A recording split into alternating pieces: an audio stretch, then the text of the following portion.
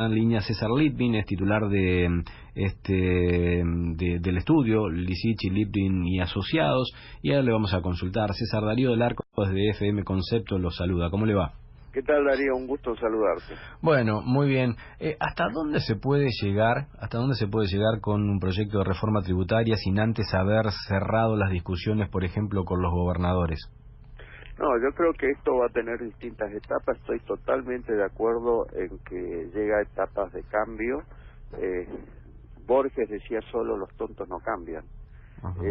Yo creo que tenemos que salir de esta coyuntura con gran pobreza, con gran déficit fiscal, con alta presión fiscal. Y obviamente los cambios van a ser en distintas etapas, porque hoy estamos en una situación de frazada corta. O tapamos los pies o la cabeza. Si queremos bajar la presión fiscal, que todo el mundo lo está pidiendo, y es una necesidad imperiosa para ganar competitividad y para hacer más justo el sistema tributario, el problema es que tenemos un déficit fiscal que va a ir creciendo, y lo estamos financiando hoy con deuda. Entonces, no podemos en esta primera etapa apuntar coherentemente, racionalmente a una gran baja de la presión fiscal. Va a haber que ir mejorando un poco gradualmente. Por otra parte, yo creo que lo importante es acordar con las provincias, porque una traba grande que hay, un muro alto, es el régimen de coparticipación. Y para que la audiencia entienda, la coparticipación es la forma de distribuir los recursos que cobra la nación y debe repartir parte de esos recursos con las provincias.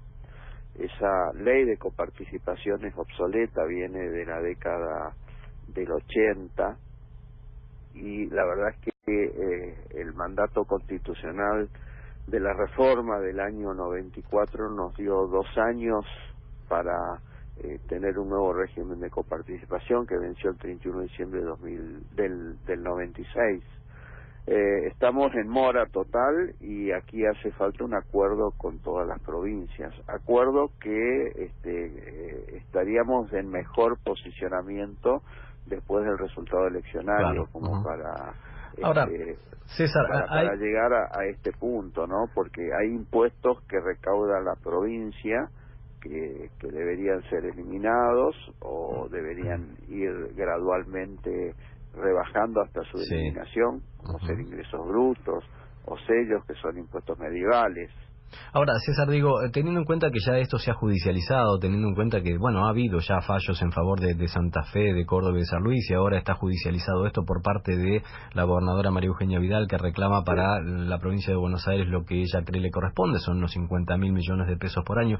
¿Cree que el acuerdo va a ser judicial o tiene que sellarse un acuerdo político? Me da la impresión que un acuerdo judicial sería un sello del fracaso de la dirigencia política, ¿no? No, yo creo que esto no se tiene que judicializar. Acá tiene que haber un compromiso patriota con el país, sin mezquindades políticas y sin manipulación política.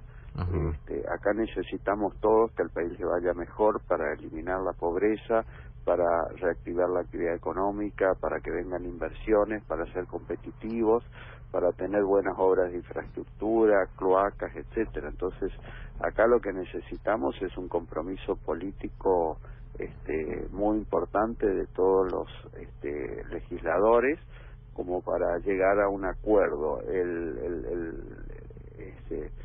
Sería como tapar el sol con las manos, no arreglar el fondo del conurbano, porque ese fondo nació mal, nació con valores fijos en un escenario inflacionario, ¿no? O sea, desconociendo que hay inflación en la Argentina. Entonces, ese fondo debe ser arreglado con un acuerdo político. Yo creo que también hay un escenario propicio porque la Corte le dio a las provincias, le restituyó un 15% de sus ingresos que lo venía reteniendo la nación. Entonces las provincias se ven ahora con más disponibilidad de fondos, y eso y el destino de esos fondos, más que gastarlo, debería ser para sustituir ingresos brutos, que es un impuesto muy tóxico a la actividad económica. Claro. Litvin, buenos días. Luis Tarulo lo saluda. ¿Cómo le va? ¿Qué tal, Luis? Si hay algo que me parece, y leo en sus escucho, mejor dicho, pero también leo a través de la radio en sus palabras, es que los gobiernos nunca han entendido que hay leyes que sobreviven a los colores políticos y bueno, y no las actualizan o no las ayornan, ¿no? Y entonces hacen cosas o no las hacen y bueno, y así estamos.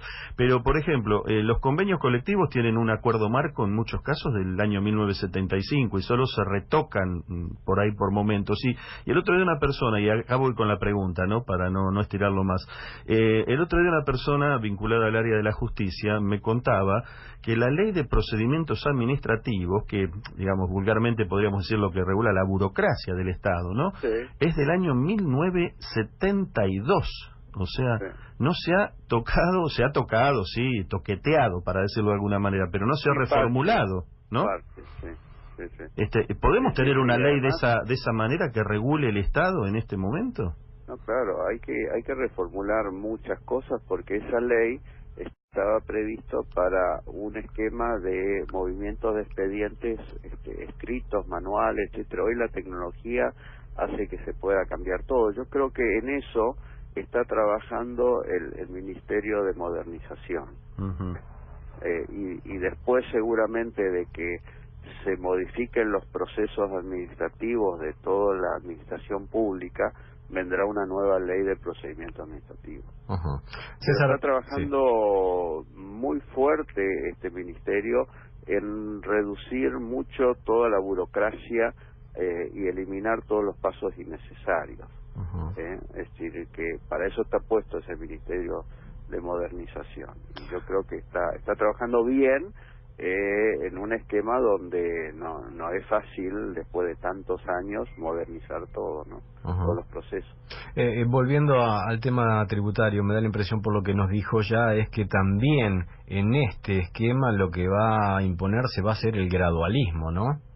Y no queda otra. Uh-huh.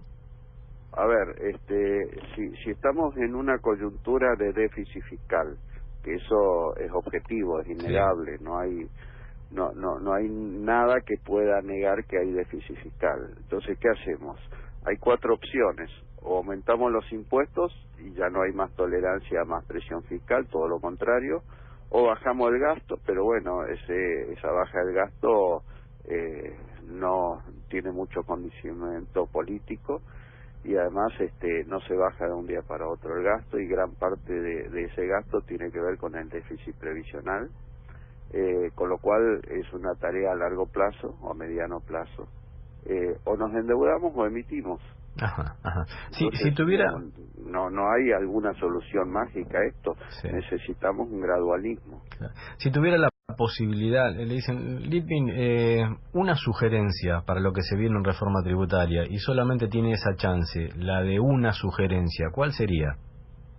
Bueno, elimino ingresos brutos y lo cambio por un sistema de impuestos en la última etapa en las provincias. Uh-huh. Ajá. Para fundamentarlo, ingresos brutos tiene un efecto de acumulación y cascada, se va trasladando al precio en todas las etapas de comercialización y llega repotenciado en la traslación de precios mucho más que lo que le llega de recaudación, por eso se llama efecto de acumulación o cascada. Y además es un impuesto que afecta a las exportaciones porque no tiene un sistema de devolución. Entonces, ingresos brutos es un impuesto medieval y que debería eliminarse porque le hace mucho daño a la actividad económica. Ajá. ¿Cómo lo sustituyo?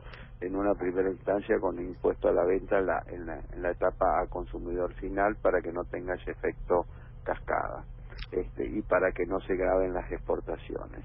Y deberíamos recordar que cuando se creó el IVA en el año 1975 al 13% de alícuota, hoy al 21%, se eliminó ingresos brutos. Uh-huh. Y al poco tiempo las provincias volvieron a imponerlo. Bien. Bueno, yo voy a ser más generoso que Darío con usted. Le propongo eliminar, o le doy la facultad para eliminar el IVA y el impuesto al cheque. Ahora, ¿con qué lo reemplazamos? El IVA no, porque el IVA... No. entonces no lo eliminamos. El IVA es un impuesto muy bueno. Ajá, bien. El IVA es el mejor impuesto que hay en el sistema tributario del mundo, porque es un impuesto que va generando o va captando el valor agregado en cada una de las etapas. Es un impuesto técnicamente impecable. O sea que está bien, bárbaro, entonces. El IVA es impecable. Lo que está en discusión es cómo hacemos para bajar el precio de los alimentos. Ajá. Entonces, bueno, habría que ir hacia un IVA discriminado. No, había una discusión si eliminamos el impuesto al valor agregado sobre los alimentos. Claro. Yo no comparto eso, porque si hago eso, vamos a privilegiar a todos los que tienen capacidad económica para pagar el IVA de los alimentos. Prefiero un subsidio directo a la clase necesitada, que hoy la tecnología lo permite, para que solamente aquellos que están en una situación de pobreza puedan no pagar el IVA sobre los alimentos, pero los que podemos pagarlo lo tenemos que pagar. Sí, claro. Bueno, digo, como dicen los chicos ahora, mala mía. Entonces está bien, es buena entonces ya tenemos una solución, como le pedí a Darío. Eliminamos ingresos brutos, dejamos el IVA, como era antaño. Ok, esa es una. Ahora, vamos al otro, el impuesto transitorio, como nos dijo un ministro, el impuesto al cheque, que ya se instaló y que ya le aporta miles de millones a los estados. Hagamos una cosa, lo sacamos, ¿y con qué lo reemplazamos, no?